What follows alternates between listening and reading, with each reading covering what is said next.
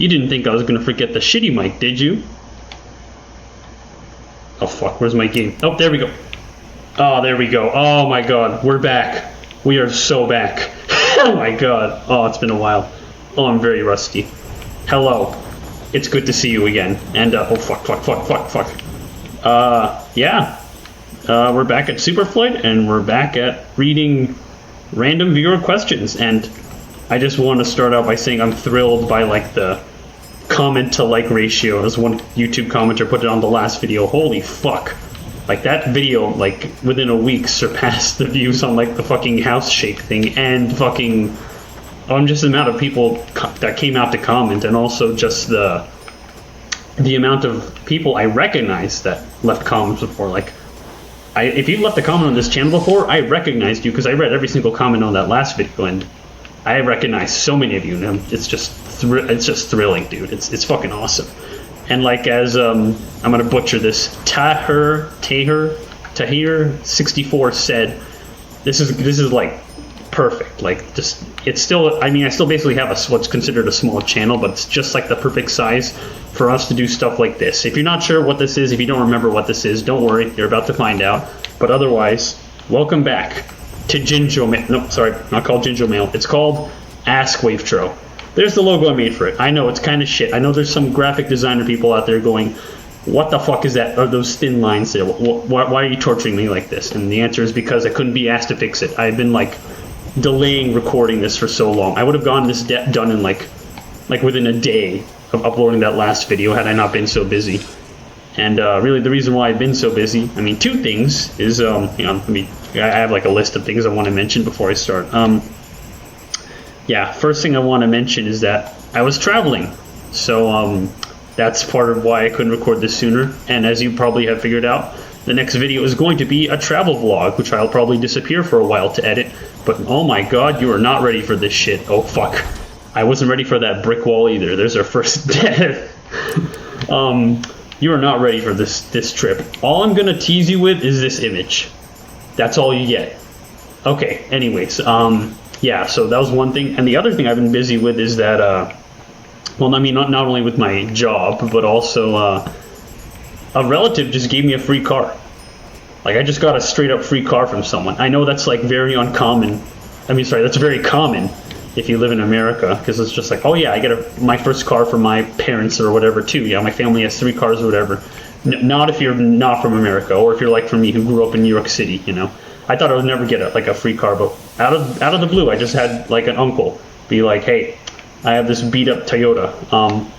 It's actually, no, not really beat up. It's old, but since it's a Toyota, it's immortal, so it's in fantastic condition. It's just like, I want to go get myself a Tesla. Here, just take this car. And I'm like, okay, thanks. And I haven't driven in like fucking 4 or 5 years. I have my license. I got my license, and I transferred my license over from New York to Texas, and then that's how I found out that whenever you move to Texas and you apply for an ID or license, they automatically put you on the selective service draft list, because normally New York lets you dodge doing that, but not in Texas now. So if there's ever a fucking draft, I'm gonna go die for an oil company. Thanks, Texas. But other than that, yeah, I've had the shittiest fucking day, like running around town with a car, trying not to crash it, but also, what is it? Oh, portal. Fuck.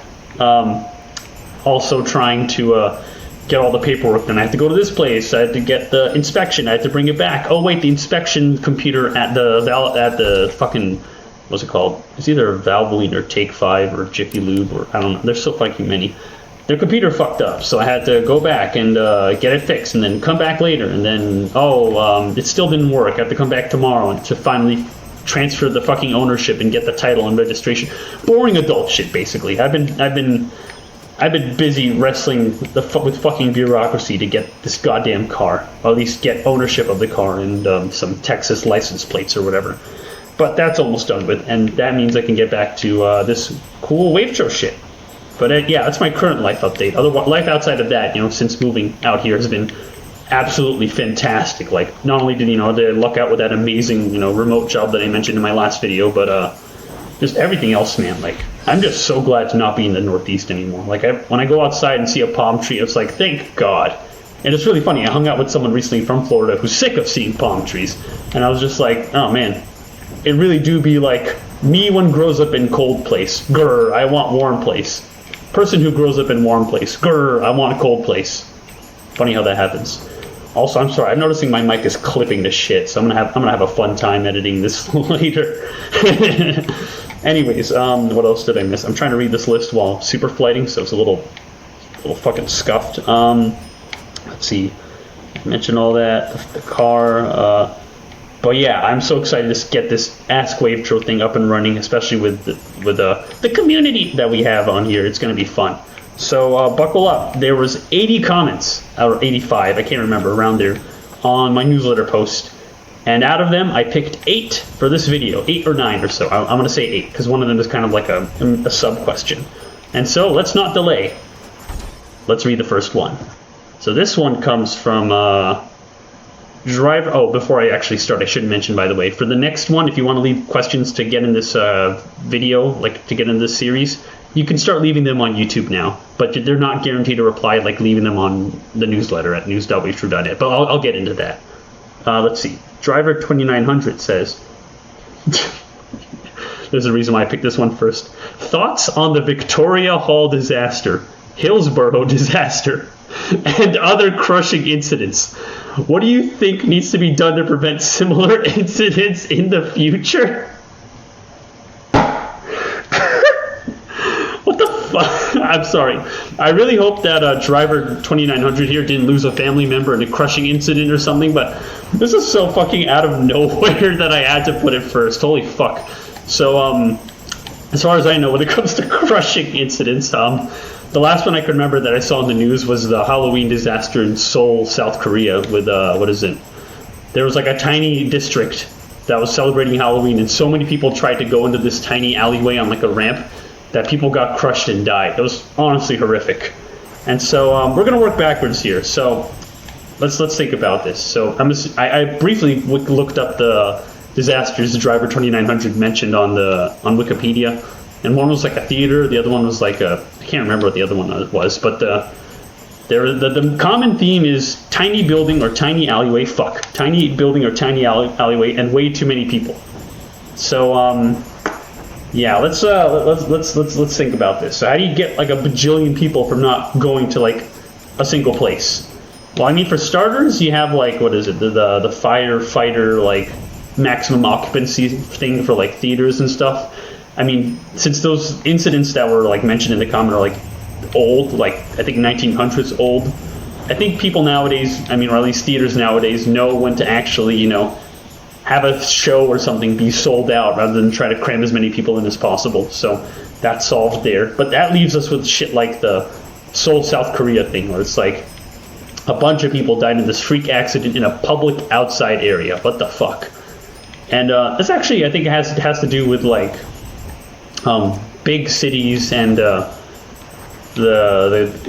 mean, what is it? The human population is going to keep going up and up and up. Maybe plateau at some point, but it's going to keep going up, and especially it'll grow faster with like big cities. Whether it's people having families in big cities if they can afford it, or people moving to big cities, and so those older parts of the city, like those old districts, in this case, like the old Halloween district for Seoul, South Korea, is from like, I'm assuming it's like decades old, and it was expecting way less people. But now you take this entirely new population, tell them about this trendy Halloween district on Halloween, and send them down this 1950s era style. I'm guessing the decade, 1950s era dated alleyway in Seoul, and then now they're all crushing each other. I think for starters, what is it? It was really sad that, like, I mean, because who would have saw that coming? Like, obviously the first thing you got to do is, like, now that it did happen, just set up some, like, a head counter or, like, a maximum occupancy for, like, an outdoor area. Like, set up one of those, like, those blue police barriers that, I don't know if you guys see them in wherever you live, but in New York City, I remember these blue police barriers. Set those up and have a guy, like, do a head count and then, like, just have it cap off at a certain point. That's step one, obviously. But I mean, the problem there though is that you have to first anticipate that's going to happen. You know, you could do that for every single event. You could set up like a couple of barriers and some traffic cop and make them do a head count and refuse anyone else to enter.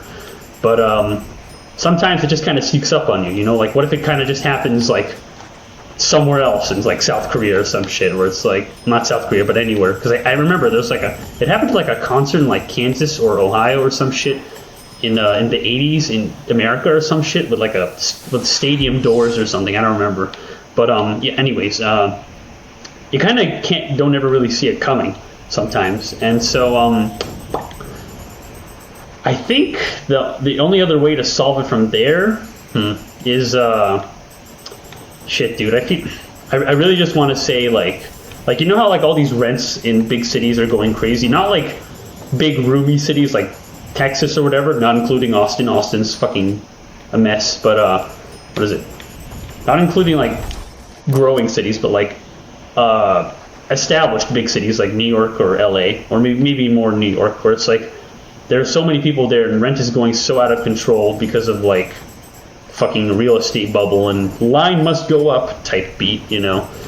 I feel like some of it will be solved over time as people, because I feel like if you're not going to put new buildings in New York or put more room to have more people, I think naturally people are just going to move away. Because I'm not saying that as sort of like a, oh, let's go landlords thing, or not like a sort of kill all landlords thing. I'm just saying like out of common sense. If I have like a tin of tuna and it can only fit 32 tuna, and now there's, oh fuck, god, that's gonna be me behind the wheel soon. No, I'm kidding. No, what was I saying? If I had like 33 tuna and like a tin that's holding 32 tuna, and I'm suddenly getting all this more extra tuna, I'm gonna have to have those tuna like be sent off to like another tin, you know. I feel like if no one's gonna build more buildings, then people are going to have to move away. I mean, you know, take a look at me, for example. I mean, thankfully, there isn't a point where people cram each other into buildings in New York where you start having people suffocate and die, right? Instead, you suffocate and die by rent instead of being literally crushed to death. But, what is it? I feel like another factor from, like, the opposite end is that over time, there has to be a limit for, like, no, wait, fuck, this is Asia we're talking about. Asia builds, like, these gigantic, like, apartment buildings like Miami, like holy fuck, they build gigantic things. Have you seen like those pictures of Hong Kong or like Singapore? Holy fuck. But yeah, fuck, okay, never mind. I just went on that tangent for no reason. Shit, this is hard. Fuck, how do you solve crushing? Dude, this is a tough one. Any urban planners? Anyone want to leave a comment if you're an urban planner or if you're studying urban planning? That would be a major help. I feel like there's some way where you can like create a natural speed bump where it makes people deterred from like swarming this Halloween district. I mean, you know, make another Halloween district. You know, you don't have to have that one special historic place. I think the branding though is kind of like infectious. Like maybe is there a way to get people to talk about it less? I don't know. Maybe like don't publicize events about it, or like I mean that's on the people who like have businesses at that alleyway or plaza. I guess they could like now that they're so popular, they can like not advertise as hard or go as hard. I don't know. This is fucking hard, dude. I picked all the hardest questions to answer in this video, and god damn it, that was a I don't know what to tell you, man. All I can think of is hopefully predict next time when a crushing incident is about to happen, and then set up a guy like a police guy with a counter and a limit, you know. It's fucking sad. Or, you know, another thing that, what is it? An unorthodox thought I had in the shower at one point is like, what if like you know how people love historic buildings and shit with history and all that, and that's also part of the reason why people can't put new space or new places in New York? What if you just demolished shit? Like, what if you just said like, nope, fuck it, this is holding us all back. This is like walking around with a splinter for 100 years because, oh, it's historic. No, why don't you just like build a bigger, oh no, wait, no, that's just literally the highway lane fallacy. Fuck. Okay, never mind. I was literally about to say just like knock it down and make it actually larger, more accommodating to people, or like with a new like people traffic layout that could handle traffic better, or direct people away when it gets too full or something. No, that'd be stupid. I don't want to be the guy going like, oh, I love the Katy Freeway near Houston. 19 lanes, we need more. Get us 2 more exit lanes, 1 more passing lane, another HOV lane. Fucking lane-tacular, lane to Majaro, more lanes, you know. Yeah, I think I'm done with this question. Let's go to the next one. God, I really hope that you don't have like a family member who died in crushing. That was just a really funny out of context. Okay. Oh, here we go. Here's one more personal. I accidentally replied to this guy's email, but I'm just going to restate what I said in this one. Hi, George. Oh, wait, this is from Abyss. The V is silent. I don't know. This guy's been around for a while in my comments. I'm assuming it's Abyss. Hi, George. How has Texas been? Since I started college this year, fucking college. We're going to get to college, you know. Since I started college this year, I yearned to move out, but rent prices are twice as much as I make each month. LOL. Texas, how's Texas going? Well, I guess, what is it? I already told you a little bit about how my life is going. I've literally been like 10 out of 10, perfect. Could not have gone better. I feel like I'm going to wake up from this dream, and it turns out it's like fucking 2021, and I'm still working on Teddy and Ben or some shit, or Cape Holder 2, and just like fucking I don't know.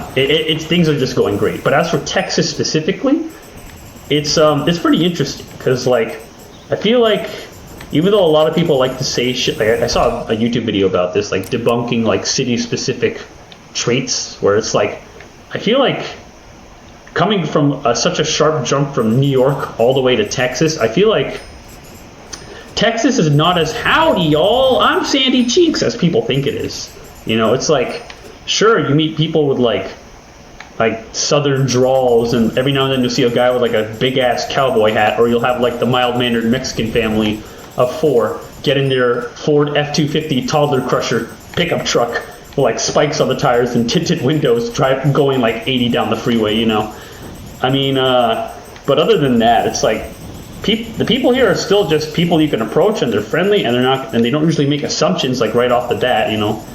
I feel like a lot of that shit was really just like images of people painted by like pop culture or media, where it's just like, oh yeah, Texas is the place where if you think the word abortion, you get like murdered on the spot and then drawn and quartered, and you have to recite Bible verses and then die for an oil company, and then also wear big hats and then go to Buc-ee's. Nah, it's not really that. It's like, I mean, granted, I think San Antonio, that's the name of the town I went to, by the way. It's not Austin, San Antonio. I think it's probably very significantly different from the rest of Texas, like, you know, like middle town, like small town Texas. I still haven't seen that, but from what I've seen and heard, it's like the people here are friendly and like aren't gonna like skin you alive if you walk in with like a pride pin or something, you know. I mean, if you walk in as a nudist, you're probably gonna get yelled at, obviously. But you'd get yelled at in like any part of America for that. Point being is that I think Texas isn't too different from the rest of America if you live in America, unless you're coming from like a college campus or some shit. Then it's probably like different, like Boston. That's a big college town. Then it's probably gonna be like radically different because it's just more older people, you know, because it's a big city. And also I specifically chose San Antonio too, not only just because it's dirt cheap, but also because it's not Austin. I would like all the partying and crazy shit and all the crazy cool stuff that drives up rent to stay in Austin, right? Keep that shit over there. I don't want that over here.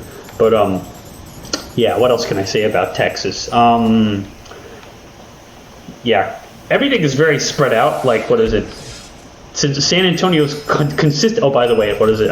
To the one friend who tells me, no, don't talk about San Antonio too much. You're gonna give it away. I don't think I'm gonna drive up my rent in San Antonio by telling you guys about it on my 40,000 subscriber channel. I know it's not like I know it's like the Streisand effect or whatever, and like now more people are thinking about, oh, maybe I should move there or whatever. But honestly, you should only move here if, one, you manage to win the lottery of getting a remote job that you can keep wherever you go. In that case, come on down. It's amazing, like, return on an investment, or like amazing low cost of living if you're like someone like me who like is largely indoors and just wants like chain food every now and then and maybe a good grocery store. And then the other thing is, only move here if you have like a group of friends and you all want to go together, because I feel like the low cost of living here also matches like the lowish wages. So you're probably going to want to like find roommates or move together to come here if you're thinking about like gambling on finding a job once you get here, because job market here is like kind of you know, because you know the job I have, it's remote, so it's not necessarily based out of San Antonio. All the San Antonio jobs, the pay kind of matches like the low cost of living here. It's not fantastic in that regard. But anyways, where was I going with this? Oh yeah, so San Antonio. Fuck, I had a train of thought and lost it. Oh yeah, not like Austin. Oh yeah, so it's constantly under construction. Like that, what's his face? I see clips of like this guy named Charles Barkley on ESPN or whatever. He's totally right. It's like, San Antonio is a beautiful city when they finish it, but a lot of cities are under construction. But the thing about San Antonio is that they actually finish their construction eventually. So a lot of the shit they finish, like shit that's finished like this year while I'm moving in, or like just last year before I got here, it's very like brand new. Like, how do I say this? Whenever you walk around like the newly developed areas of like San Antonio that are meant for people on foot, which is namely anything in downtown, it feels like you're walking around Second Life, or if you know the game Tower Unite, it feels like walking around that, because it's all these brand new parks and pathways and river walks and stuff. But like, what is it? It doesn't really, because since it's brand new, it looks very contemporary. It doesn't look like historic or anything. So it's like, it feels like you're walking around in like a Unity game. It's like, oh, there's a palm tree. Oh, here's a nice riverbed. Oh, here's a winding California-style sidewalk. Ooh, it's like you're walking around in like a fucking asset flip video game $5 thing on Steam, or like a VR chat lobby or something. It's like, welcome to the plaza. How the game developers put like fucking palm trees down. They put like the water feature. It's literally that. It's like, oh, look at this coming soon poster of this like thing that's going to get built, except you're actually walking around it. That's sort of the theme of the 2020s. It's like, hey, remember all those coming soon posters of what the future is going to look like? Well, here it is. You're living in the future. Oh God, now what? That's what it's felt like for me anyway. But yeah, very nice new construction. I don't know if future me is going to be lazy and not put photos on screen of it, but I might have put like one or two. I don't know what he's going to do. Anyways, what else? It's also, what is it? It's Texas, and it's mainly built for cars. Like the further you go out to the outer rings of a Texas city, the more car dependent it is. And even like towards the middle downtown area, there's this funny thing that keeps happening. Every time you want to go somewhere, because the town is flat, wide, and open, it's like a disc. It's like if you took Florida and the Northeast, mix it together, and then spread it way too far. It's like you go, oh, I want to go to that grocery store down the road, and so you go walk down like the street for 10 minutes. But because it's so vast and open, you can see your destination. You can see the building of the grocery store you're going to go to, right? And you're just staring at it for the whole 10-minute walk, and you're just slowly watching it grow closer as all these cars whiz past you at like 60, 70 miles per hour. You're just walking there going, like walking like a fucking doofus, like towards this grocery store. Granted, I feel like I could totally live in San Antonio without a car for way longer. I somehow mastered the bus system, which is honestly a way better deal than New York City Transit. I don't know why the fuck a subway ride in New York has gone up to $3, or a bus ride, and that's like per ride. Whereas in fucking San Antonio, it's like, oh yeah, the buses are every 40 minutes, so if you miss it, you're fucked. But if you do catch it, it's $1.30, and you get to ride as much as you want for like 2.5 hours. It's amazing. And it's really funny. At one point, I was even riding a bus once, and it was empty. It was like in this local part of town, not really touristy. And at one point, this French guy gets on the bus, and he asks me in a very thick French accent, "Excuse me, sir, I can't do French accents. Excuse me, sir, how do I pay for the bus?" And I explained to him, and I was just like really confused. I didn't ask him like where he was from or why he was here, but that was really funny. Like if a French tourist puts faith in the bus system of San Antonio, Texas of all places, and it's got to be a decent bus system. But yeah, why the fuck would I say no to a free car? Of course I had to take that. So my 10 months of being like a bus cell, and sometimes an Uber cell, that era has ended. I'm now a car cell. I'm a car owner. I'm a stinky car owner. But what is it? What else can I say about Texas? Sometimes a European friend asks me, "Oh, have you gotten shot yet, or have you heard gunshots?" No. Somehow I haven't. I feel like, what is it? San Antonio is a city. It's not like a fucking smaller town that probably loves displaying its guns or whatever. But anytime I think I hear gunshots, it's actually just some guy in his fucking 60s riding a Harley Davidson motorcycle down the road. And what is it? Oh yeah, that's another thing. Like, God, there are so many fucking like pickup trucks. Like fucking, I didn't even know there was such thing as a Ford F-250. I've heard of Ford F-150s, which is like a pickup truck for anyone who's not American. A Ford F-250 is just that, but even bigger. And then there's Ford F-250 Texas Edition. I don't know what the fuck makes it Texas Edition, but it has these little like silver symbols on the side, or silver lettering on the side of the door that says Texas Edition, and it's just like, okay, I guess they're really big on their pickup trucks out there. And yeah, everyone's also shit at driving, but honestly, what city doesn't have shit drivers? At least in San Antonio, you have room to dodge shitty drivers. And if you're like me, who just picked up driving again after like 6 years of not being behind the wheel, then hey, I'm in good company. I nearly got like T-boned in a parking lot earlier today because I forgot about a stop sign, you know. But hey, I'm not. Next time I'm in a parking lot, I will not ignore the stop signs. They're all there for a reason.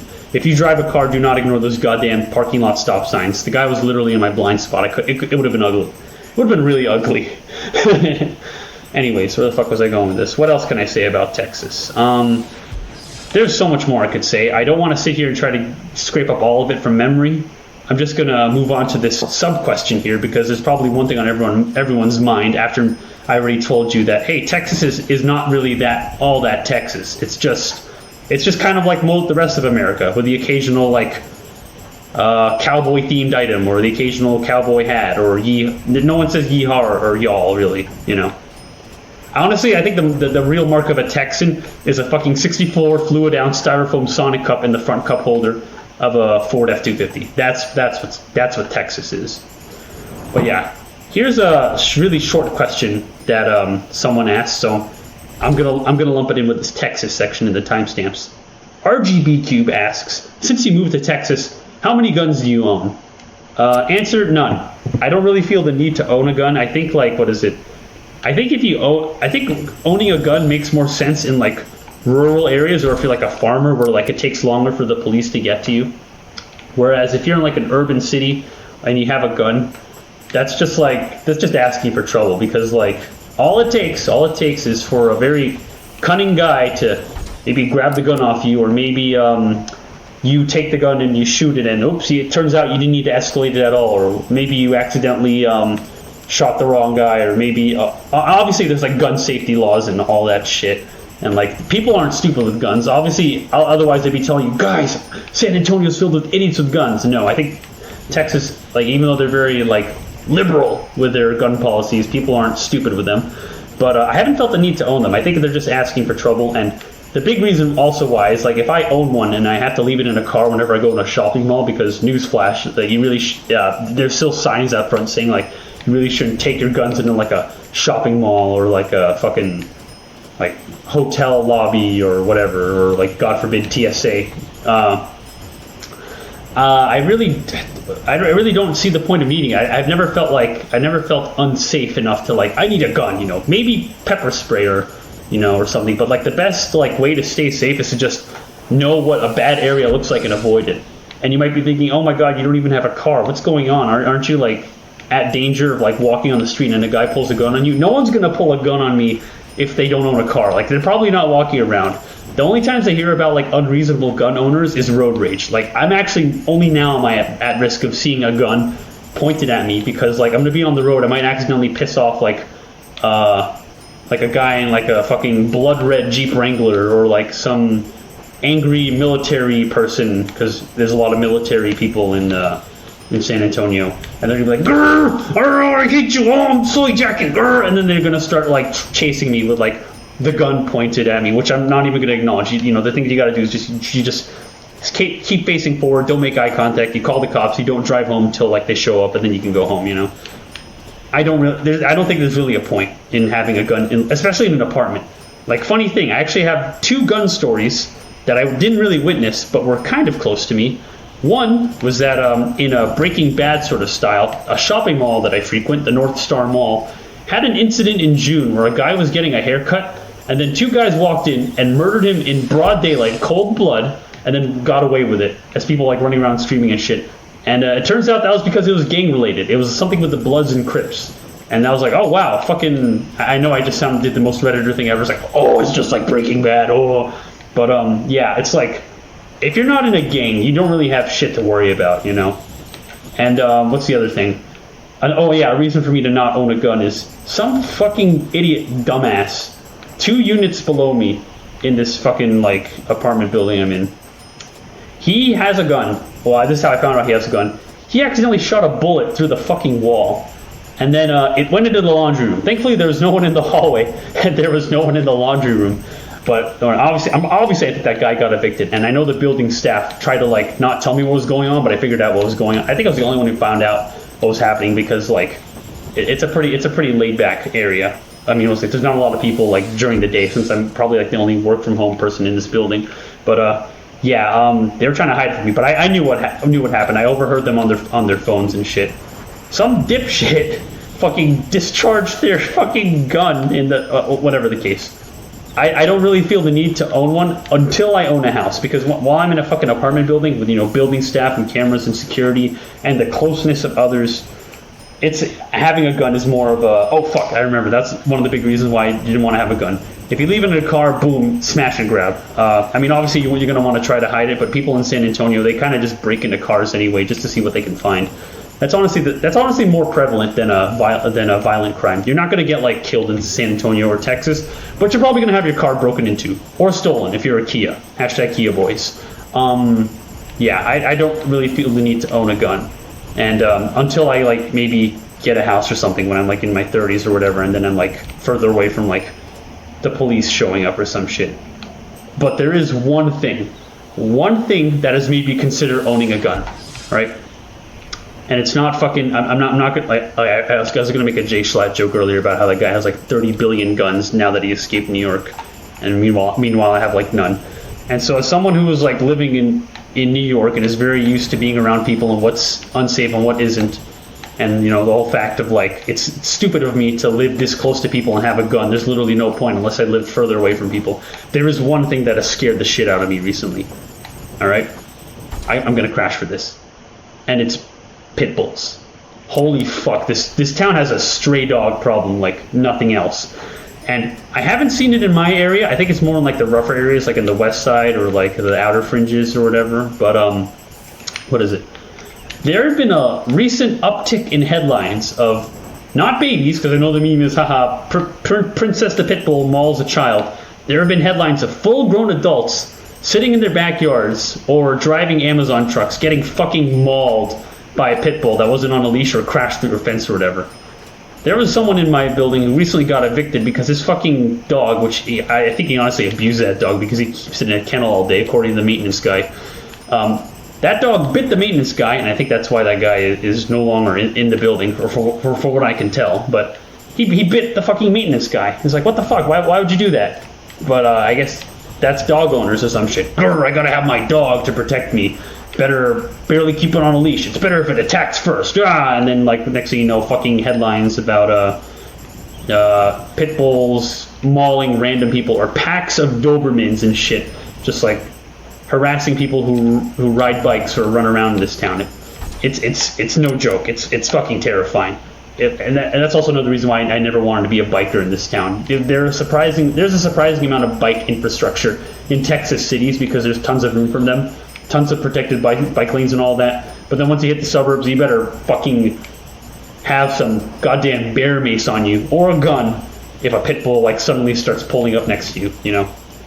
It's no joke. That's the only time where I thought, okay, should I walk around with a can of bear mace? Should I just say fuck it and actually get a gun? If I get a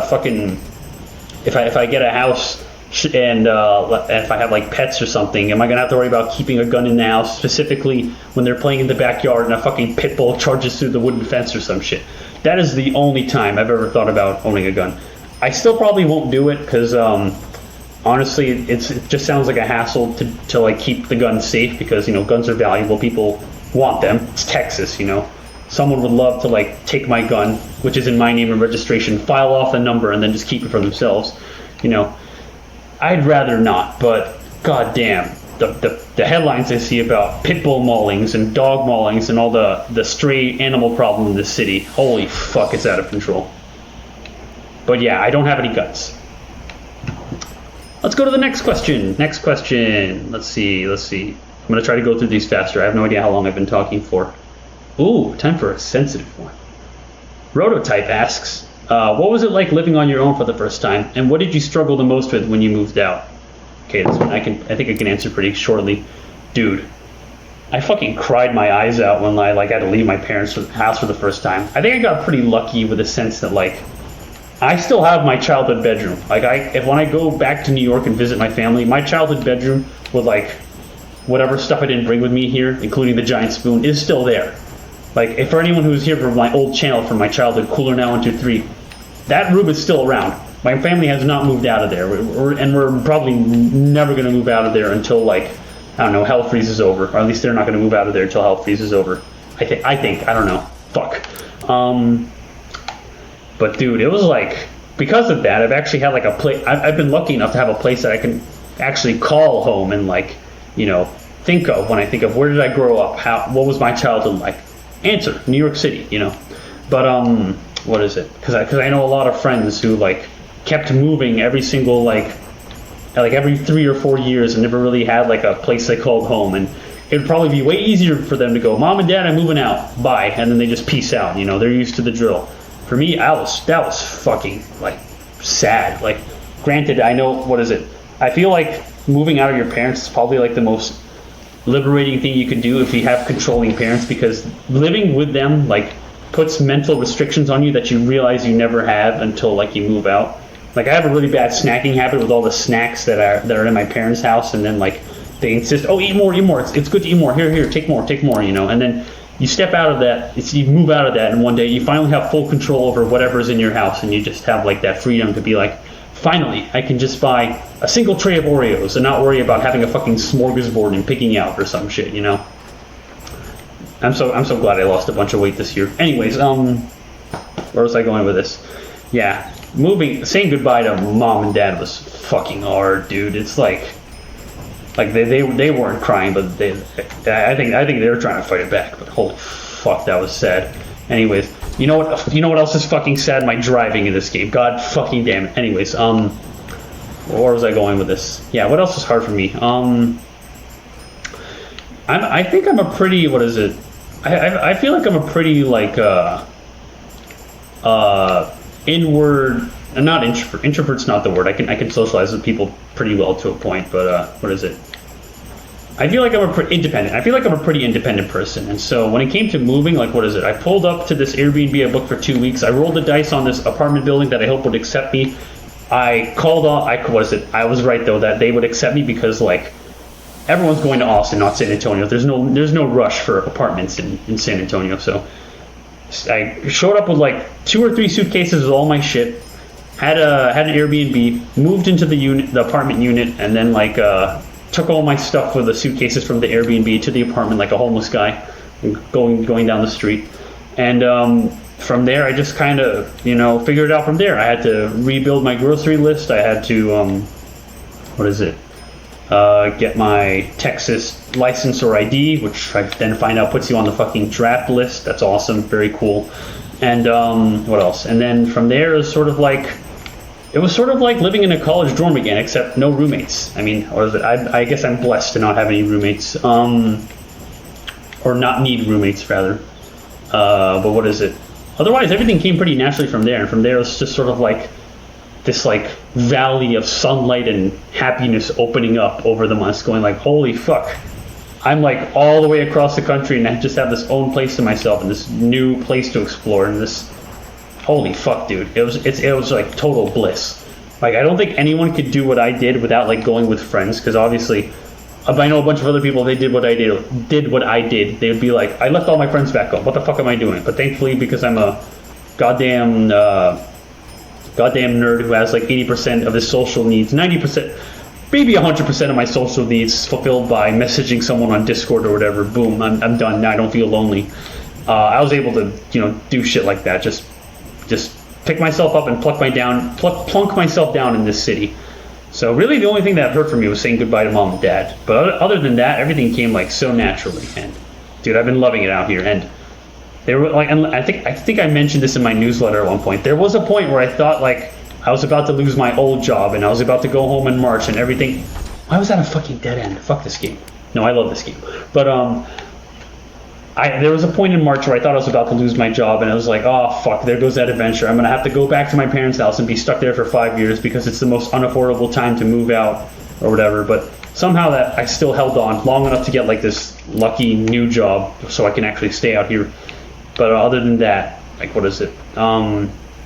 Yeah, it's just been great. And I think a thing I didn't realize when I first thought I was quitting YouTube and stepping away from it is that I think I should have come back to YouTube sooner, the moment I stepped away from my parents and my family, not only out of their safety, but also not living in the same household as them, puts a huge mental weight off my brain. Like, I can, and all that shit, and like, fuck, where was I going with this? Basically, I feel like I should have like come back to like this variety shit sooner, because I don't think I realized that part of the reason why I stopped or started slowing down on YouTube and trying to leave the internet was because I was living with my parents and I was busy focusing on trying to, you know, find a job or get my career started or whatever. And here I am. I moved out of my parents and got my career started. So fuck it, let's come back, you know. Yeah. So yeah, thankfully hasn't been very hard for me, but God, it was so painful saying goodbye to mom and dad. Okay, next up, Meta, not the Facebook one, this one. Meta asks, why is your animation style like that? And the reason why I put this one in the video is because it asks a broader question about why I picked that animation style. So the short answer is, I'm lazy. I just wanted to get I just want to get my videos out. I just want to get it done. And when I made I'm Eating Goldfish, that one video where Teddy made his debut. Fuck. I just saw this other channel called Circle Tunes HD where he like puppets around the fucking drawings with his hand or whatever. And I figured, oh fuck, let me try that. And I tried it, and it was perfect for me. Like, holy shit, I could finally animate and make it look visually interesting and get all my ideas out on video without taking a bajillion years, you know. And so that was like the spark that made me like go headfirst into Stickman 2020 and make like fucking 75% of the show in like 4 months and then proceed to burn out. But what is it? The broader question that it brings up is, why am I lazy? Why did I want to go with like that animation style? And honestly, it's because I'm still trying to figure out what kind of creative person I am. I really try to shy away from the term artist, because when you say artist, what people immediately think of is like the most common artist there is. Likes to draw, probably 2D animates, probably has a Twitter or Newgrounds or something, probably makes a bajillion character designs or whatever, or is a goddamn savant with 3D rendering or animation or rigging or modeling or whatever. And I've never been that guy. My shit has always been very simplistic and very lazy, usually in style. I mean, the term for that is a graphic designer, but I don't want to fucking call myself that. Otherwise, I'd get way too comfortable being like, hey guys, check out my new creation. It's just a font. You know, that shit's boring. People want like a thing behind it, like a purpose, a story or whatever. And I feel like I'm probably just a writer in denial, or a writer that refuses to outsource my work to others or some shit. I mean, not only because, you know, I think people are willing to work for free if they get like some sort of collaborative joy out of it, but I'm still paranoid about like making someone work for me and then not paying them. But what is it? I feel like I'm just sort of a writer that refuses to work with people out of like, no, I can do this, I can work on it myself. And when I do that, even though it's like painful and takes way longer to get anything done, I have total control on the output. Like, I can make creative decisions on the spot, like, oh, I can't do this, I don't know how to do it. It's okay, I can do that, and then tweak my style to do that, and boom, it's visually cohesive, you know, or narratively cohesive. So, yeah, because I remember someone on that newsletter post, which, by the way, since I said I reply to everyone, if you want to see my answers to more random questions, there's like 70 more answers I typed out on an old news.wavetro.net post. The one that's called the one that says I unquit being a YouTuber. Yeah, that thing's filled to the brim with comments of people asking me shit, and I answered a bunch of them. Someone asked me, do you think about getting into 2D animation? And I say, fuck no, I fucking hate drawing. Sorry to my shit, I nearly spoiled the next video, but someone was telling me, dude, why don't you just learn how to draw? Please learn how to draw. You'd be so cool. You got to practice it. No, I don't want to learn how to draw. And it's okay that I don't want to learn how to draw. I'm not a worse artist for not learning how to draw. I'm a worse, like, maybe modeler or rigger, or maybe that's fucking, what's other 3D thing? Maybe there's some things I'm worse off with for not being a 2D drawer, 2D artist. I'm 2D drawer, fucking hell. But if it's not fun, why should I do it, you know? And it's not fun for me. I don't want to fucking sit there and, like, I mean, I doodle, obviously, like, I maybe scribble together basic geometric shapes if I need to, like, plan out a storyboard or some shit, you know? Greg Heffley levels of artistic fidelity, maybe a little bit less, but, otherwise, oh, fuck. Anyways, where was I going with this? Think. Oh, fuck, I'm blinking. Oh, yeah. I have no interest in learning how to 2D animate or 2D draw, which also contributes to my imposter syndrome when it comes to Newgrounds. Part of me still feels like I still don't belong on there, even though when I do make stuff on there, people clearly love it on there. But, what is it? Everyone on there, and on Twitter, and in art communities in general, they all draw. I mean, obviously you have 3D people here and there, or like 3D printers, maybe the occasional stop motion guy, but everyone usually fucking draws or illustrates, and it's goddamn isolating because I don't find it fun. I'm just not interested in it. You know, it's just I don't want to do it, and I think it should be fine to do that. But at the same time, that does make it harder for me to finish things, or at least I have to start working within very specific limits whenever I make my stuff. So that's why my animation style looks like that. That's why a lot of my Stickman 2020 videos are just a 2D flat plane background because I don't want to be bothered making a fucking background. And you know, I just want to focus on making a video that people love to watch, you know. Animation for people that don't normally watch animations, you know. I feel like I'm actually supposed to be a live action guy, but what is it? I don't really like live action. I like thinking in like terms of simple characters, which is very funny given that I'm very dog shit at designing characters, like whereas an artist could make like 20 character designs in their sleep. It could take me like several days to like get one right. But either way, I still like doing that rather than like working with live action people. Maybe I'll get over that at some point. I know there's some live action movies that like feel more cartoony and can get past that. Or at least, what is it? Like shit like Better Call Saul or Breaking Bad has such good character casting that it almost feels cartoony, you know. But or maybe that's just Better Call Saul. But whatever the case, I don't find a lot of creative stuff fun, and it's kind of like maybe that makes me a bad artist because it's like, oh, you know, artists should love being creative in anything, and they should try new things. Everyone should try new things. Eat your vegetables. Get 8 hours of sleep a night, or get 0 doing creative stuff. Everything is fun when it's creative. Blah blah blah blah blah. Whatever, you know. It's like, no. Sometimes I don't want to try new things, you know, or at least I feel like I haven't properly tried 2D illustration or drawing other than doodling. Yeah, I don't want to try it. It's just not fun for me. And that reflects in my videos and animations, where at least I'm not going to animate anything myself anymore. It reflects in that because of my lack of artistic skill in that department. So I just come up with a creative solution to work around it, which is in this case my weird puppet lazy animation style, which is not unique. A lot of other people do it, obviously. But yeah, that's why I wanted to include that question in there. So let's go to the next one. Spectacles Sunday asks, Dear Wavetro, what would you say this is typed wrong. What would you say inspired your sense of humor in creative endeavors, aside from the general sense of humor the internet has grown over the years? Okay, this is the question I have no fucking clue how to answer. It's like, because what is it? I can't remember a lot of my YouTube idols. Like, the only ones that could come to mind are like back in my old channel, like 2016, 2017, when I had the channel robot_. My idols were David O'Reilly, who was an animator, and then Anonymous, who was a source filmmaker guy. But what is it? I didn't really have any like people I looked up to otherwise. Like the way I was raised, I was just sort of like denied from playing many different video games or doing a whole bunch of other stuff that most American kids got to do because whatever the case. I'm just sort of like very used to like sitting in a bubble of nothing and then somehow coming up with an idea of what to do. It's really funny how being in a boring house kind of made me more creative in that respect. I think anyway, but whatever the case. The way I would try to answer this question is I'm just trying to start, the way I think I'm going to tackle this is I'm just going to start with the two kinds of humor on the humor spectrum that I know of, and then hopefully I can work my way into an answer of how I got to where I am, because I didn't really have any idols.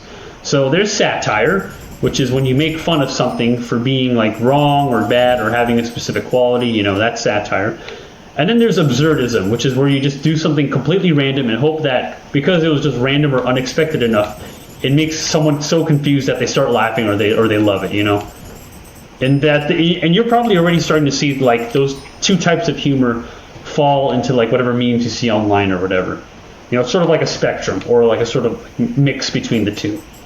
So for my kind of humor, I sort of like to lean on the satire side because I think when it comes to lol, random, absurd humor, there's like so many ways to like tackle it that it can get pretty exhausting pretty quick, and also it's not as like impressive, you know. I tend to lean more on the satire side. It's almost, I could say like it's almost Family Guy or South Park like with the kind of shit that I try to write. Although I don't. What is it? Oh, excuse me. Excuse me again. Fuck, dude. These goddamn Texan hot dogs are fucking me up. Had some earlier. What is it? Yeah, I try to like when I write my videos, I really try to do the opposite of what a lot of because I know like a ton of like memes for anyone born after 1995 is just sort of like fucking oh my god and fucking what else you remember the intro to my last video, you know, shit like that, just random noises and brr, brr, and fucking bruh my name Jeff, you know, random shit like that. But I don't want to really do that. I kind of want to like I want to be different. I want to be special. I want to be a little bit different and like try to find things that I can make fun of and then present them in absurdly funny ways. You know, sort of like a striking a balance between the two. So like with hackers, for example, the way that video ended was just like the no, and it says hacked by Creeper Crew hacks or whatever. That was really meant to make fun of like you know, most hacking groups that just hacks a profile or something, then just plaster their name all over it and be like, haha, we did this, cool, and then they move on to the next thing. And then in this case, I just kind of made fun of what is it? How well, what the fuck was I making fun of? Yeah, the music that I picked was specifically there to make anyone who grew up during like the 2010s like get taken aback because they haven't heard that song in like forever. This is not answering the question. Like, how do I even explain my humor? I basically want to try a little, you know, try a little bit to make something that actually holds up to the test of time, and not just be like skibidi toilet, the Rizzler, you know. It's like haha, funny random, but you know that shit's not going to age well. Oh, I got an awesome. Oh, that's sick. 2,000 points. Anyways, I don't know. I'm just trying to. I just want to make stuff that isn't immediately outdated and also has some thought in the humor. In which, you know, I read all these videos because if you could take all the videos of Stickman 2020 and turn them into a complaint video about like, here's why I hate math problems in textbooks, or maybe something like, did I ever tell you about this crazy Airbnb story? Man, Airbnb suck, you know. All my videos, satire, fuck, that would have been awesome. Satire has a point. It has a point, a message to say, you know. And usually with what I try to do is I want to have like a point that I want to drive across, but I don't want to give like spoon feed it to you, because if I spoon feed it to you, like I think I kind of did that a little bit with coronavirus video, where I'm just sort of like, just wash your face and don't touch your hands. So it's kind of like like even if it's like something very obvious or like something important people should learn, I hate spoon feeding someone a message. Like in a video, it should like come naturally to someone. You should like set up the puzzle pieces, and then someone comes up with the conclusion in their own head saying, oh, I should wash my hands and not touch my face, or not hoard toilet paper at the fucking Walmart. You kind of want them to like, you kind of want the viewer to put those puzzle pieces together, because then they're actually going to remember it. Because if they go into the video already disagreeing with that and then you say it, they're going to tune you out, you know. I think it goes with a lot of things. People just want to be not treated like fucking toddlers, you know. Let them come to the conclusions, or show them your side of what you think of things, and then put it together. Have them put it together, and then they'll actually, since they came up with the conclusion themselves in their own head, they're actually gonna remember it. So fuck. See, we're getting closer. We're almost there of how explaining what inspires or how my humor works for Stickman 2020 and whatever the case. But yeah, I'd say absurdism still comes in handy whenever like I write an idea that's like 40 seconds of satire and I need to pad it out with something. You know, you can fill the rest with absurdism. and some other random shit. Like, you know how Miller from the Airbnb videos would just like watch memes and say random memes, like a Gen Alpha brain rot like toddler. God, there's so many fucking families that just park their kid in front of a iPad at a restaurant and just let them sit there and rot. It's fucking sad. But where was I going with this? Sorry, I was going Minecraft Villager for a second there. I feel like there's a way to use both. I think that's what it comes down to. Satire, having a message, but in a way that makes it funny. However you decide to make it funny, you know, that's up to you. You know, just if you can't think of something, just copy the style of people of funny people you like. You can copy me, you can copy whoever. You know, see how they do their joke delivery and timing, shit like that. Just copy it. If you copy enough different people, you'll be at your own original style in no time. But yeah, satire and absurdism. Strike a balance between both. I mean, you could be like a lot of people on Discord or Instagram, whatever, and just go full absurdism, or you could be like a total boomer and be like the most spoon-fed Facebook meme satire ever, when it's just like, this is me when my kid cannot click the book. Haha, silly child, get off the phone. I hate my wife. You know, there's a balance. There's a balance there. I hope that explains it better, because that's one of the hardest questions to answer. I have no fucking clue what to tell you. Anyways, next question. Shit, I think, did I go in the right order? Hang on, let me make sure I got all of them. Texas, guns, moved out, animation style, humor. Oh fuck, I forgot to talk about creative endeavors. Yeah, when it comes to what informs my creative endeavors or what I go with, I've kind of grown up like pretty much making videos my whole life. So usually the place I start with is a video, and then I have ideas spin off from there. Maybe I'll try making a game, maybe I'll try making a fucking song for the video. I really don't know what to tell you for creative endeavors, because it's really just been video for me. Video has just been what I've known almost my entire life. That and I guess websites in that case, but we'll get to websites. We'll get to that. Okay, now let's move on. Aviary, hello, I recognize you. I agree, being quiet and doing nothing does suck. That's what I'm saying. Anyways, here's my question. How do you find creative motivation or inspiration? Oh, this is an easy one, thank God.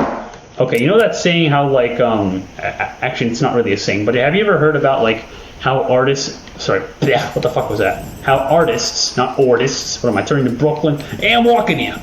How artists, they tend to be miserable, or they tend to be sad or some shit, something like that. That's not entirely true, but the point of like creative endeavors or being an artist or whatever is that you do it because everything else is boring, or you do it because you want to make something you wish existed because the world doesn't already have it. So I feel like, not everyone can really get into creative endeavors, because I feel like if you're too happy with your life and what you're looking for, and you're not really like, you don't really want to strive for something that doesn't exist. You know, it's like, oh, I'm really happy just turning on a sports game or playing video games that exist or watching YouTubers that I already enjoy. More power to you. But I think with a creative endeavor, with being creative, you know, you could try a hobby, but you're probably not going to keep it or focus on making something like specific creative projects if you don't have a willingness to like either cure your boredom, because for some reason everything else bores you. You know, now that I've gotten this old, I barely play any video games that I didn't already play when I was like 18 or younger, or if a friend invites me to play, because I don't think I'm really a gamer. Like, I've played games, I was a gamer at one point, but I'm no longer a gamer, you know. I've left the gaming clan, and instead I find it more entertaining to myself to just try and create something, because I gotta kill time somehow, and rotting on YouTube all day is kind of sad. Which brings me to the other side of being inspired to do creative things. I do it. One of the reasons why I do it, or just try to be creative, or things that inspire me to do creative shit, is just a disappointment with being disappointed in having a complacent lifestyle. You know, I don't like the idea of just like, oh, buy new video game, play video game, finish, watch new movie, finish, done, move along, you know, and then like have that be my entire life. But if I want to like create something where once I die and turn into a pile of ash in the ground or in a tree urn or thrown off a cliffside like it's Big Lebowski or something, will I have something left behind? You know, there's like, the point being is that the something that'll help you be creative in general is that you have to first really want to do it, and usually that comes from an unhappiness. Like, you're unhappy that something doesn't exist, or you're unhappy that you're spending your time with what you spend your time with. That's the start. And then from there, it's like, okay, I want to be creative, you know. Then from there, the next step is, what do I create? And the answer there is just, you know, literally anything. And this is like one of those things where it's like when you ride a bike, it's like you can't really give someone like a perfect instruction manual how to ride a bike if they're not literally going to get on the bike and then pedal the pedals and fall over and figure it out and ride the wheels or whatever. I don't even know why I'm saying that analogy. I've never ridden a bike. But where was I going with this? Scary. Let's go to the next area. If you're ready to be creative and you just want to make stuff, then I really can't tell you much more than just go and make something. And I could give you vague ideas of how that could help you, like, you know, just throw something on paper or on canvas or on in your viewport or on your screen or whatever visual medium you're doing. But you really just got to pick something, maybe follow YouTube tutorials to get the hang of it, and then just kind of come up with ideas from there. Maybe ask friends, hey, what should I make? Or maybe like pull random nouns and colors and shit out of a hat and make something out of that prompt, or use other words from that prompt. Or what else? I don't know, go back and follow more tutorials of a hobby or something. And then what eventually happens over time is that you stop thinking in terms of hobbies and start thinking in terms of projects, you know. That's how you really know you're like an advanced creative, because like, it's not just a matter of, I'm going to go dick around with this pile of clay to make pottery, or I'm going to go click around in Adobe Illustrator and make a vector or whatever. Once you're at the point where it's like, I want to make this thing and I can do it with hobby, insert hobby name there, then it should be a lot easier for you to find inspiration, because then from there it's just sort of like, oh, I don't know, maybe do something with this photo of outside your house, or maybe listen to this song and what does it make you feel? What does it make you think of? Try making that thing, you know. I know, like, maybe if you're the person who's already creative and you're just not sure what the hell to make, I'm sorry I don't have a better answer for you, but people are probably going to tell you the same thing. Just like, find something, anything. Literally finishing anything is better than being stuck doing nothing. And if you're still stuck doing nothing, then maybe you don't want to do that creative thing at all. Maybe you need a hobby switch, or maybe you're addicted to YouTube, in which case, what is it? A lot of addictions can be fixed by replacing with something that's just as addicting or satisfying. So it goes back to my earlier point. Try finding a new creative hobby and setting aside time for it, and whatever the case. But yeah, otherwise, how do I sum it up? If you want to get into have any sort of creative inspiration and you're not a creative person to begin with, the first step is to be unhappy that your creations don't exist and you need to create them, whether it's that, or it's because you hate that you're spending your life doing something else, or you want to try some creative hobby.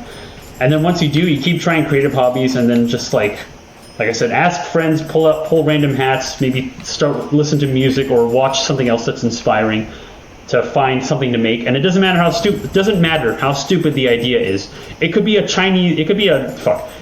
dat boy model speaking a Chinese spam voicemail thrown up on YouTube, suddenly get 3.3 million views. It could be as stupid as that, right? You should not ever like say no to any ideas you have in your head if you're struggling to find an idea of what to make, because if you haven't finished anything, or you haven't made anything at all, that's bad. That's worse than making something that's a bad idea. Just do anything. And if it's something that's taking too long or you're not having fun, just switch it up and keep finding it, you know? I hope that helps. Let's see. Cool. What's next? It specifically asked how I specifically find creative motivation or inspiration. I really have no hobbies outside of creating shit. It's really sad. But yeah, that's my creative inspiration or motivation. There's always shit I wish I could make exist, and probably will never ever get to bring to fruition unless I had infinite money and a team at my disposal. But yeah, that's how I find inspiration. I just always have it, because I put all my eggs in this creative basket, man. It's all like fucking God. Like, boo boo. Said your username? Yeah, Boo Boo asks, hi wavetro, how do I choose what I want to do with my life? I'm in the middle of college applications. College! Oh, I fucking hate college. Alright, I'm gonna structure this question about what to do with your life in the sense of making a living. If it's what you want to do with your life, with like maybe who you want to be, I can't help you with that. You gotta like figure that out on your own. You'll figure it out eventually. Like, what is it? I think some people figure out earlier than others. Some people think they figure it out and then lose track of it. And then there's people like me who only figure it out like already well into their 20s. Good God, I'm like, I turned 24 this year, man. What the fuck? But yeah, I'm gonna frame this in the sense of the world of jobs and college, because let's start out with this. I fucking hate colleges, dude. I fucking hate American colleges, because what is it? If you're in another country, it's probably free or not like the price that would drive you into debt. If it is, then keep listening. But otherwise, if you're in America, listen, man. Oh god, college has turned into such a scam.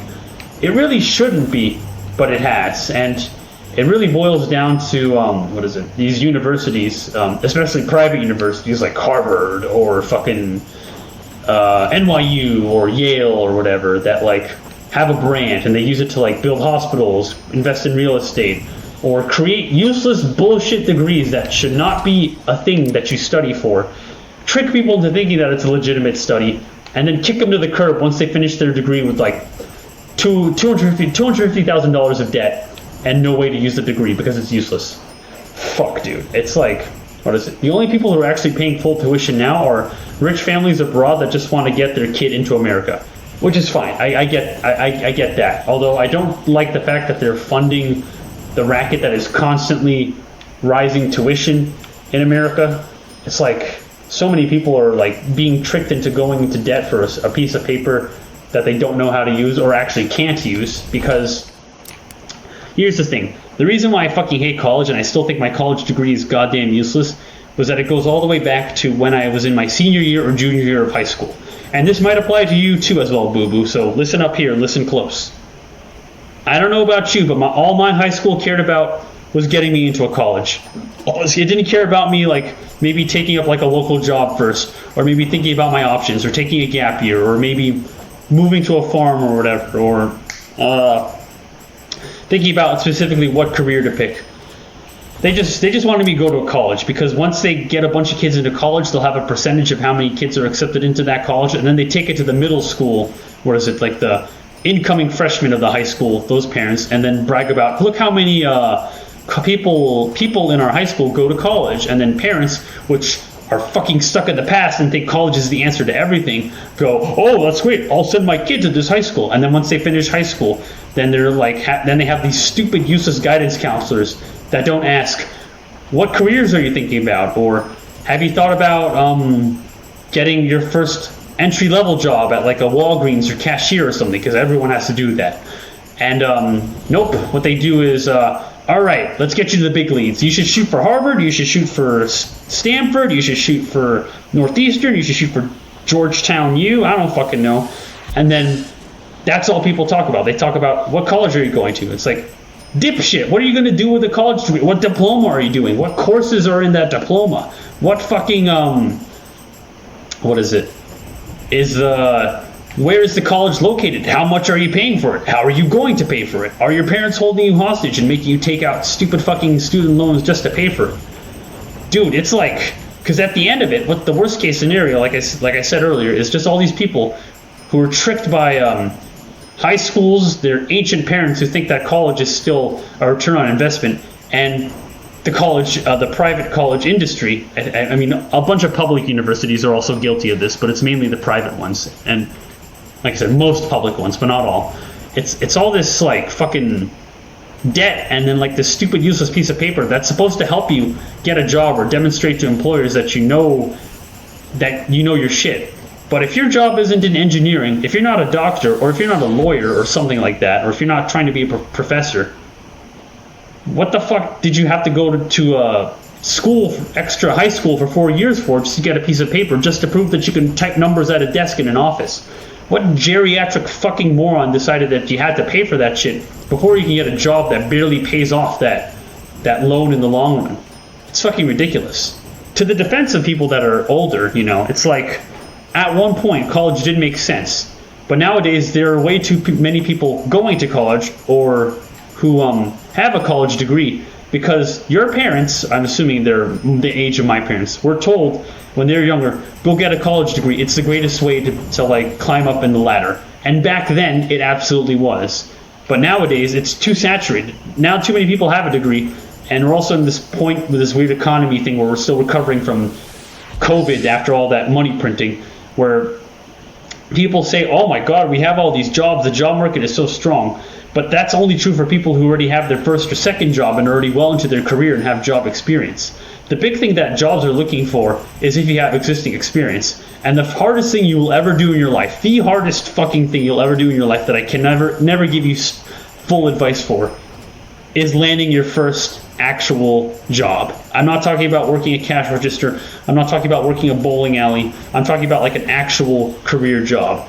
Landing that first one is fucking terrifying. Some people do it with like an internship while they're in college. That's great. Like I said, if you're in college, and you haven't done an internship, fucking do an internship, or you'll be screwed like I was. What else? Oh shit, that was careful. That not careful. Oh shit, I should be careful. That was close. What else? Fuck, that made me lose my train of thought. Yeah, you should, great. I was on a roll. I fucking lost that. I'm sorry, man. But whatever the case, what you should do, because what is it? Here's the thing, because I'm not a stranger to, what is it? My viewers that were on my old channel when I did this as Jinjo Mail, they know I hate college. They know I hate my degree. And what they don't know, however, is that my take on college has slightly changed a bit. Let's face it, some of you are probably already have a full ride to Harvard in your hand and are already like a straight A student, and you have maybe like tons of friends, and maybe you use Facebook Messenger and you're super outgoing and you're ready to decide, I'm going to Harvard. I can't do shit about you. You know, it's like go kick ass or whatever. And you probably already have a plan about what to do after college and how to pay off that student loan or however else, right?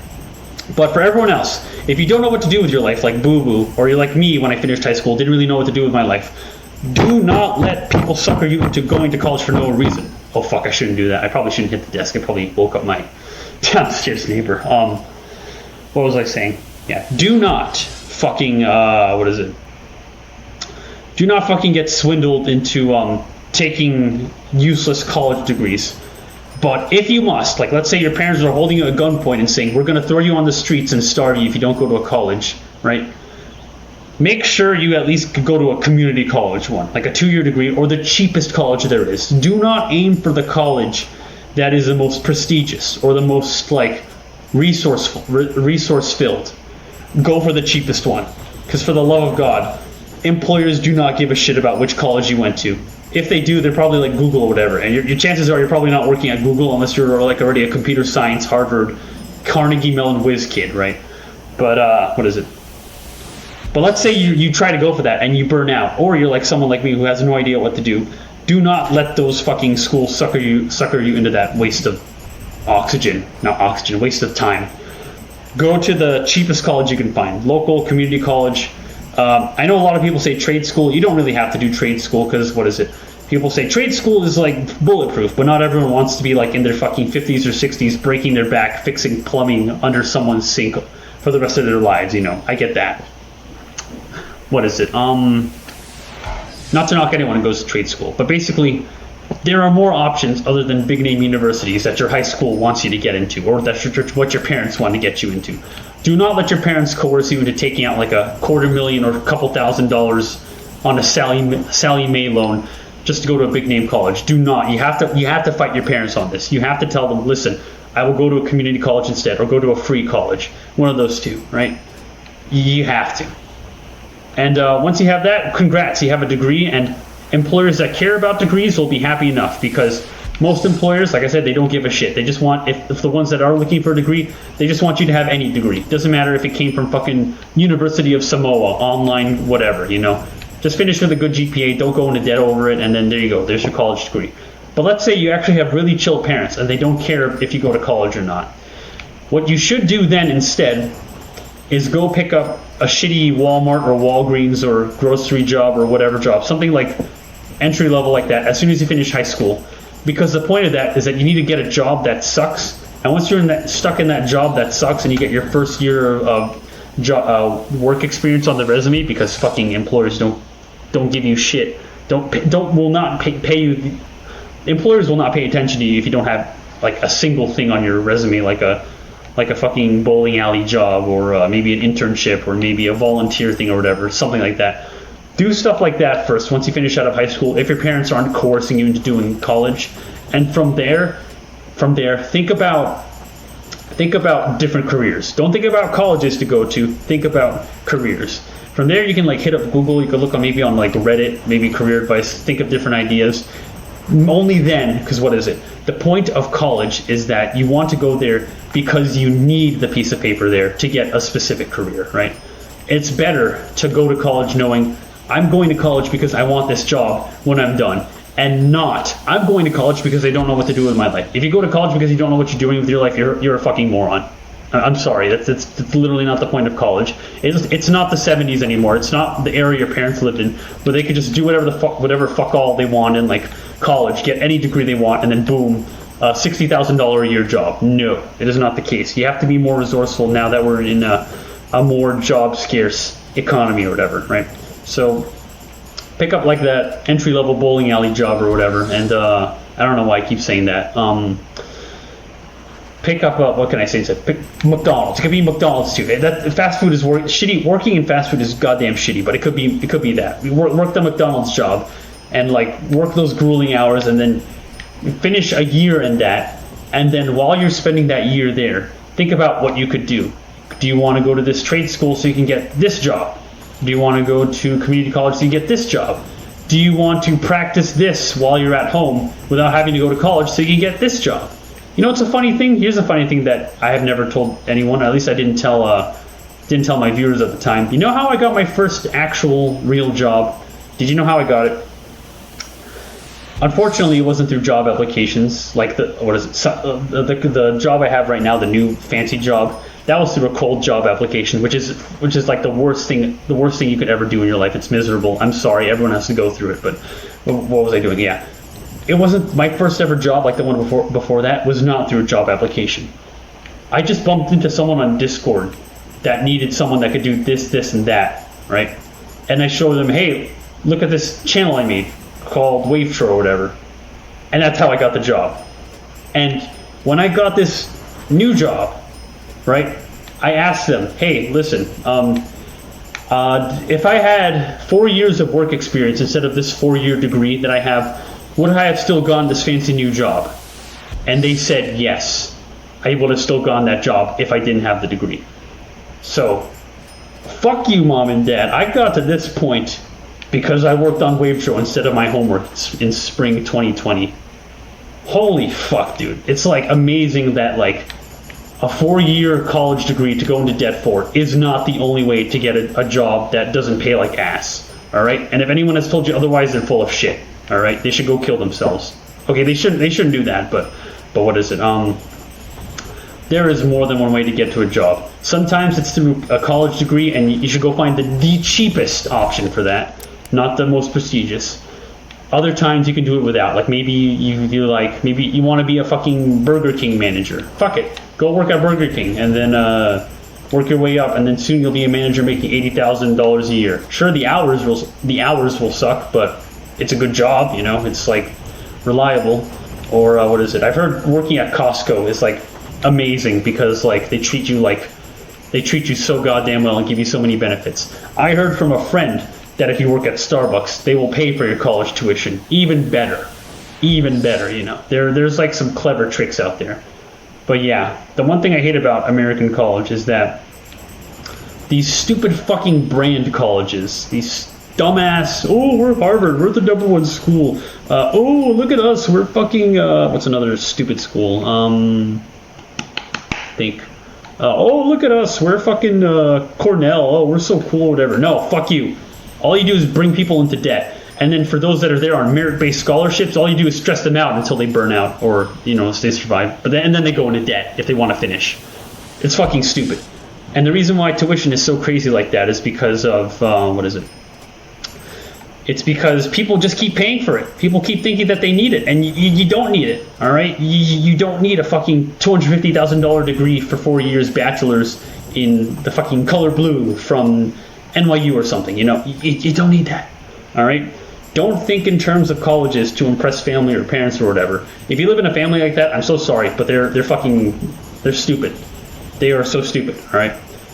Focus on you. Focus on your life. Think of a job first. Think of the way to get there. If it needs a college degree to get there, or if you're having a hard time getting a job, then, you know, go find the cheapest 2-year or 4-year community college you can find or whatever else. Do that. Don't be suckered by these stupid fucking high school advisors that want to get you into like Harvard or whatever just to like make you look nice. Now, I understand you said you're in the college application process, and this might be terrifying for you because you might already be in the middle of applying to all these big name schools, just like your mom and dad wants you to, like a good boy or whatever, or a good girl, or a good person. Sorry. But, what is it? Oh shit, drop my phone. You could always drop out later. Like, I know that's terrifying, like the thought of it is to defy your parents like that, but you're literally going to be 18, you're going to be an adult. You can do that. And you could, like I said, you could placate your parents instead by going to a community college instead that's cheaper or whatever, or more low key. But the big thing is you got to have a plan for, like, you got to think in terms of what job do you want. And until you know what job you want and how to get there, you know, you should either like I said, work on a ridiculously low bar entry level job like retail or food. Do it for a year and then think about what you can do, and then once you finish that, go chase it down, whether it requires a college or not. Or 2, if your parents aren't chill and won't let you like not go to college immediately, you know, then pick the cheapest college and then pick a career path that actually makes sense. Don't do computer science, all right? Unless you're already coding for fun, don't fucking do computer science like I did. It's not that easy. There's so much math and shit to it, and just because you're tech literate does not make you fit for computer science. And don't pick something stupid like communications or English as a major either. That's stupid. That no one uses those. Look up a job, then look up what degree it has, and then target that job using the degree. Don't target the degree and then think you can find a degree. Think you can find a job that matches the degree. There are so many bullshit degrees that will waste your time and ruin your life. So, I think I said everything I wanted to say. In conclusion, fuck college. I hope all that helps. And if you live outside of America, I hope it makes more sense why it costs so much to go to college here. It's really because what is it? It's because it's not funded. It's not as well funded by everyone. Actually, no, it's not that. It's because people keep paying for these stupid tuitions. I know it's also because it could be like a public like thing or need that everyone could have if we funded it more with tax dollars or something. But on the other hand, it's also because people keep thinking they need to go into debt for this shit. You don't. All right, there are much cheaper community colleges and state colleges and much less stressful merit-based scholarships you can get for a more low-key school. Don't fall for brands. And yeah, fuck college once again. If you're in America, if you're not, go enjoy your free college in Europe, whatever. Lucky you. You get another 4 years of high school basically, and then you can go get your job or whatever. Lucky you. But yeah, that was my college rant. Let's move on. Hang on, I gotta pick my phone off the floor. Let's see. Whew. That really took it out of me. Okay, two more. How did you make your website? From somebody 4545. That is a great question. So I really want to talk about this one because I think there's more people that can get into it with that than they realize. And so I'm just going to briefly explain how I got into making websites. I mean, the thing that as a kid, when I was like 4 or 5, someone showed me WordPress, which is basically like Blogspot or whatever, which is where you can make your own blog, in which case you can like upload your own like photo banner, create your own pages, basically build your own free website, make blog posts to it, etc. Now this is before like Twitter and Instagram posts really took off and whatever. This was like 2008 or some shit. Fast forward to now, right? And I still have that residual knowledge. Okay, here's the part where you can actually start paying attention. If you want to get into making websites, at least the one I have, the place you got to start with is things like card, and that's spelled C-A-R-R-D. If you're on social media at all, you've probably seen a bunch of these, and if you have one, that's great. You're already on your way to making some pretty sick websites. But what is it? Drag and drop building websites like Card or Webflow or Squarespace. You really shouldn't use You really shouldn't use Squarespace, by the way. They spend all their money on advertising and then turn around and then gouge you with stupid prices once you want to make your website live. What is it? Meanwhile, Card, which is Card with 2 R's, is stupid cheap, stupid intuitive, and very simple to help someone get started in the world of like arranging elements on a web page. You know, it's like you learn about, okay, everything works in like blocks, and here's my heading block, here's my text block, here's my photo block, here's where I put a logo. I can pin something to the left side with this, I can pin something to the right side with this, I can set that color, I can put this animation, etc. If you learn Card, start there and then just try to master the builder as much as you can. You've already got a pretty good foundation of how most websites work to go into the scary stuff. Now here's the thing, I could totally be comfortable using Card for the rest of my life. I got Card Pro Standard, which is like $20 a year, and then I can make as many watermarkless card websites as I want, and it's like amazing. It's such a good website builder. But at some point, I wanted to kick it up a notch. I wanted to waste more time on it and be a bigger nerd about my website so I can make it more feature-filled, because Card still has its limits.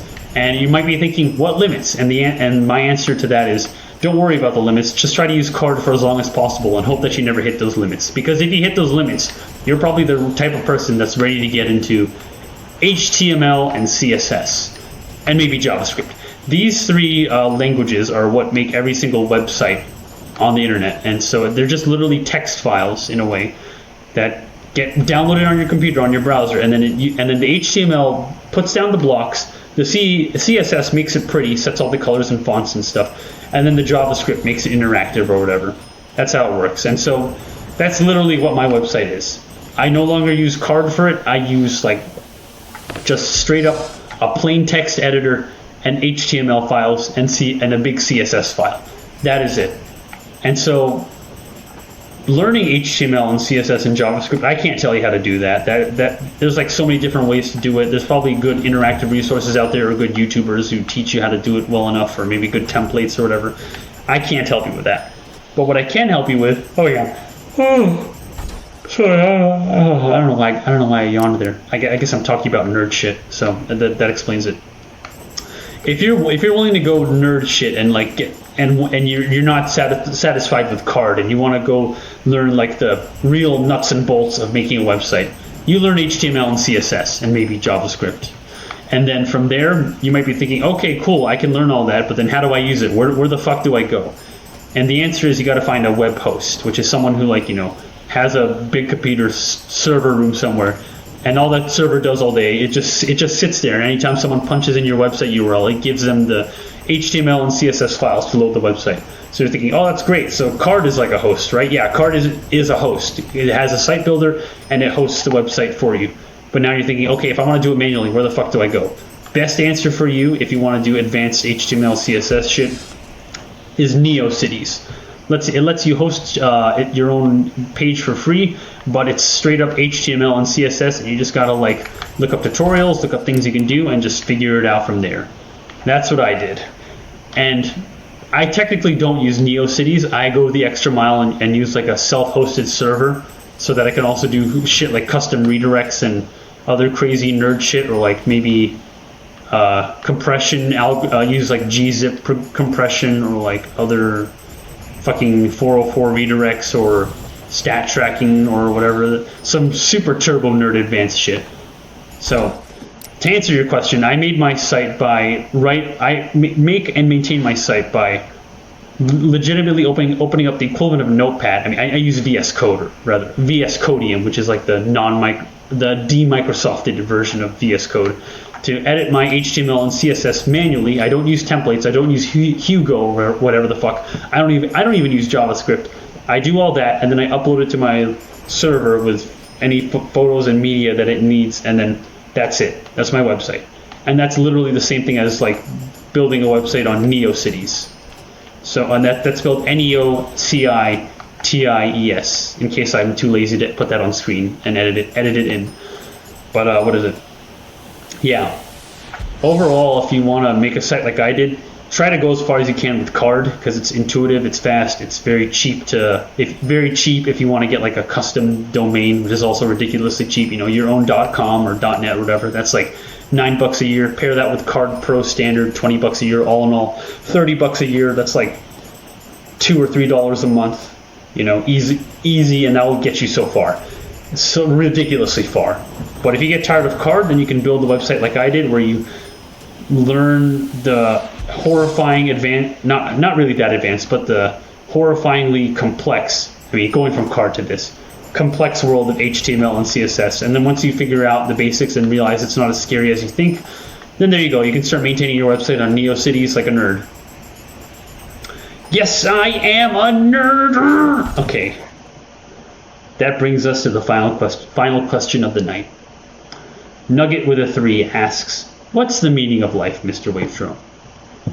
Now, I have a feeling whoever wrote this comment is probably someone who's like younger. I mean, that's the vibe I'm getting. I don't think it's someone in like their 20s or whatever, because there's a point where you get like older in your life where you stop worrying about the meaning of life and then just start worrying about your own life. Because I think the meaning of life is basically to distract yourself from the fact that everything is just a bunch of cells and dots and light beams. That's all it really is, you know. And maybe a god put us here, maybe multiple gods put us here, maybe nothing put us here. Whatever you want to believe, we're just kind of here, and you have 80 or so years to do whatever with it.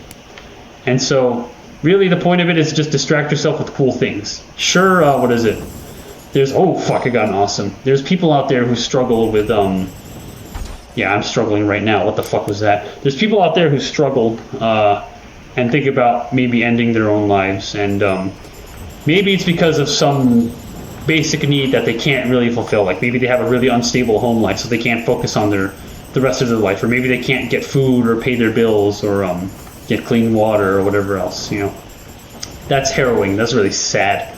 And why did I say sad like that? That's really sad and terrifying, you know.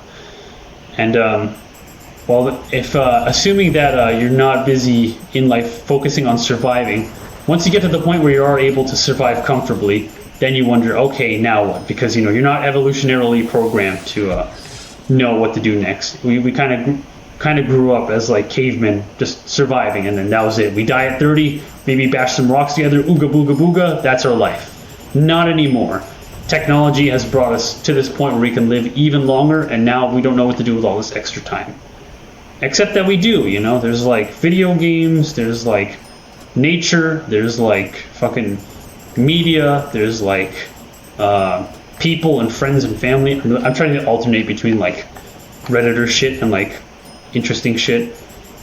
There's just so much out there to life, man. And although I am talking from a place of comfort and highness with the fact that I'm one of the lucky Zoomers that managed to land a stable career and my own place out of thousands or millions more that may never move out of their parents' house.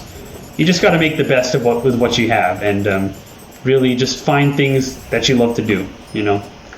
And if you're having a hard time doing that, maybe see a mental health professional. Maybe try doing things that you never thought you would think before, like jumping out of a plane or something else that might give you a thrill in life that you have been looking for your whole life. Or maybe you need medication, or it's really hard to say, but fuck, there's sorry, I'm really stumping myself with all the hard questions I picked. But really it's just a matter of telling yourself that it's worth getting to the point of being stable and surviving well enough if you're not there yet. Once you get past your mental hurdles, or maybe your physical hurdles or economic hurdles, then, you know, you could do anything. You could do anything you ever want, you know, literally anything. And you know, it's like saying, well, I can't literally fly. What if I want to fly? Then, you know, it's like, no, you can't fly, but you can put on a wingsuit like this guy and go fly around cliffs and shit, you know. You can buy a VR headset and experience the amazement of fucking Flight Simulator or some shit. Or maybe you could go hang out with friends, or find friends based on a common interest in like a Discord server or in person at a convention or at a bar or something. If you have an easier time making friends and not sticking to like fucking video games and shit. I'm trying to guess what my audience is like. I'm sorry.